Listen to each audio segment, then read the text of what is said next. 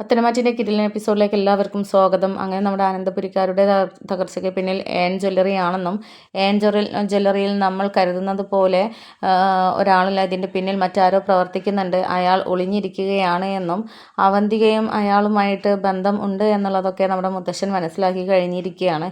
അങ്ങനെ അവന്തിക പക്ഷേ ഇതൊന്നും അറിയാതെ, മുത്തശ്ശൻ അവളെ നമ്മുടെ ശത്രു ആണ് എന്നുള്ളത് മനസ്സിലാക്കി എന്നറിയാതെ അവിടെ ആടിത്തിമിർക്കുകയാണ്. അങ്ങനെ നവ്യയെ ചോദ്യം ചെയ്യുകയും ഒക്കെ ചെയ്യുന്നുണ്ട്. നവ്യ അങ്ങനെ നിന്ന് അഭിയുമായിട്ട് സംസാരിക്കുന്ന സമയത്ത്, നിങ്ങൾ എന്തൊരു സ്ത്രീയാണ്, ഈ തറവാടിന് ദോഷമുണ്ടാകുന്ന കാര്യങ്ങളല്ലേ ഇപ്പോൾ നിങ്ങൾ ചെയ്തുകൊണ്ടിരിക്കുന്നത്? ഏൺ ജ്വല്ലറിയുമായിട്ട് കൂട്ടുകൂടുക, അവിടുത്തെ പരസ്യം ചെയ്യുക എന്ന് പറഞ്ഞാൽ മോത്തിസ് ജ്വല്ലറി എത്ര താഴേക്ക് പോകുമെന്നുള്ളത് നിങ്ങൾക്കൊക്കെ അറിയാം. എന്നിട്ടും നിങ്ങളൊക്കെ ശത്രുക്കളുടെ ഭാഗത്ത് നിന്ന് കണ്ട് ഓരോന്ന് ചെയ്ത് കൂട്ടുകയാണല്ലോ എന്നൊക്കെ ഇങ്ങനെ പറയുന്നുണ്ട്. ഇത് കേട്ടോണ്ട് മുത്തശ്ശൻ അങ്ങോട്ട് വരുന്നുണ്ടായിരുന്നു. അപ്പോൾ മുത്തശ്ശൻ, ആഹാ മോള് നമുക്ക് വേണ്ടിയിട്ടാണല്ലോ ഇവരോട് തർക്കിക്കുന്നത്, നിങ്ങൾ തർക്കിക്കണമെന്ന് എന്നില്ല എന്നൊക്കെ ഇങ്ങനെ പറയുന്നുണ്ട്. അപ്പോൾ ആ സമയത്ത് എങ്ങനെ തർക്കിക്കാതിരിക്കും മുത്തശ്ശൻ, അത്തരത്തിലുള്ള കാര്യമല്ലേ ഇവൾ ചെയ്ത് കൂട്ടുന്നത് എന്നൊക്കെ പറയുന്ന സമയത്ത് മുത്തശ്ശൻ പറയുന്നുണ്ട്, ഓഹോ അപ്പം നീ ചെയ്യുന്ന കാര്യങ്ങളോ എന്നൊക്കെ ചോദിക്കുമ്പോൾ മുത്തശ്ശൻ എന്താ പറയുന്നത്, ഞാൻ എന്ത് ചെയ്യാനാ, ഞാൻ ഏൺ ജ്വല്ലറിക്ക് വേണ്ടിയിട്ട് പരസ്യമൊന്നും ചെയ്യുന്നില്ല എന്നൊക്കെ പറയുന്ന സമയത്ത്, ശരിയാണ്, നീ ഏൺ ജ്വല്ലറിക്ക് വേണ്ടിയിട്ട് പരസ്യമൊന്നും ചെയ്യുന്നില്ല, പക്ഷേ ഏൺ ജ്വല്ലറിയുമായിട്ട് കൂട്ടുകൂടിയിട്ട് ഇവിടെ തകർക്കാനുള്ള ശ്രമങ്ങൾ നീയും നടത്തുന്നുണ്ട്. നീ എന്താ കരുതിയത് ഞാനൊന്നും മനസ്സിലാക്കുന്നില്ല എന്നുള്ളതോ? ഇത് നോക്ക്, നീ ആരെയുമായിട്ടാണ് സംസാരിക്കുന്നത് എന്നുള്ളത്, നിന്റെ പിന്നിൽ ആരാണ് എന്നുള്ളതും നിന്റെ പിന്നിലുള്ള ശക്തി ആരാണെന്നുള്ളതും മനസ്സിലാക്കാനായിരുന്നു ഞങ്ങൾ ഇത്രയും കാലം മിണ്ടാതെ നടന്നത്. അത് മനസ്സിലാക്കി കഴിഞ്ഞടി. നിന്റെ അച്ഛൻ്റെ കൂടെ നീ തറവാട് മുടിപ്പിക്കാനായിട്ട് വന്ന കാലനാണല്ലേ നീ എന്നൊക്കെ ഇങ്ങനെ പറഞ്ഞിട്ട് അവന്തികയെ ആട്ടി വിടുന്നുണ്ട്.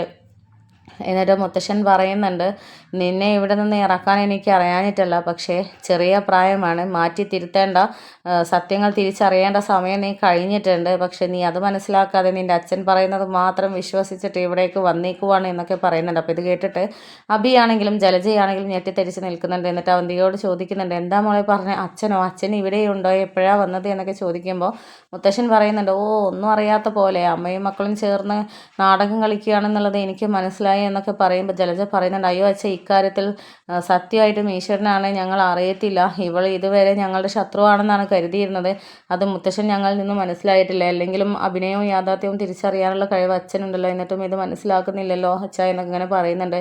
അപ്പോൾ മുത്തശ്ശനും ചിന്തിക്കുന്നുണ്ട്, ശരിയാണ്, ഇവളുടെ സംസാരത്തിൽ നിന്നും ഇവൾ കള്ളത്തരം പറയുന്നതായിട്ട് തോന്നുന്നില്ല, അപ്പോൾ സ്വന്തം അമ്മയോടും ഏട്ടനോടും പറയാതെയാണ് ഇത്തരത്തിലുള്ളൊരു കാര്യം ചെയ്യുന്നത് എന്നൊക്കെ ഇങ്ങനെ മുത്തശ്ശൻ ചിന്തിക്കുന്നുണ്ട്. അപ്പോൾ ആ സമയത്ത് അവന്തിക പറയുന്നുണ്ട്, മുത്തശ്ശനും തെറ്റിദ്ധരിച്ചിരിക്കുകയാണ്, ഞാൻ അങ്ങനെയൊന്നും ചെയ്തില്ല, അച്ഛനും നിങ്ങളോട് ദേഷ്യമൊന്നുമില്ല എന്നൊക്കെ പറയുമ്പോൾ, നിർത്തിക്കോ, നിന്നെ ഇവിടുന്ന് കുത്തിനെ പിടിച്ച് പുറത്താക്കേണ്ട സമയം കഴിഞ്ഞിട്ടുണ്ട്, അത് നീ എന്നെക്കൊണ്ട് ചെയ്യിപ്പിക്കരുത്, പിന്നെ കൂടുതൽ എൻ്റെ അടുത്ത് വിളച്ചിലെടുക്കുകയോ അഭിനയിക്കുകയോ വേണ്ട, എനിക്ക് നന്മ ചെയ്യുന്നവരെയും യഥാർത്ഥ ആളുകളെയും തിരിച്ചറിയാനുള്ള കഴിവുണ്ട്, അത് നീ ഇനി അഭിനയിച്ച് തിമിർത്ത് പിടിച്ച് നിൽക്കാനൊന്നും നോക്കണ്ട, എൻ്റെ മുന്നിൽ ഇനി നീ കണ്ടുപോകരുത്, ഈ വീട്ടിൽ നിന്നും പോയി തന്നാൽ അത്രയും സമാധാനം എന്നുള്ള രീതിയിലൊക്കെ മുത്തശ്ശൻ പറയുന്നുണ്ട്. അപ്പോൾ ആ സമയത്ത് അവന്തിക പറയുന്നുണ്ട്, എന്താ മുത്തശ്ശൻ ഇങ്ങനെയൊക്കെ സംസാരിക്കുന്നത്, ഞാൻ എന്തായാലും അമ്മയുടെയും അതുപോലെ എൻ്റെ വീട്ടിലേക്കല്ലേ വന്നത്, മുത്തശ്ശൻ എപ്പോഴും വിളിക്കുമ്പോൾ ഞാൻ എന്നാ വരിക എന്നൊക്കെ ചോദിക്കാറുണ്ടല്ലോ, ഇപ്പോൾ വന്നു കഴിഞ്ഞപ്പോൾ എന്താ ഇഷ്ടപ്പെട്ടിട്ടില്ലേ, ഇനി എൻ്റെ അച്ഛനെ പുറത്താക്കിയതുപോലെ എന്നെയും പുറത്താക്കാനാണോ തീരുമാനം എന്നൊക്കെ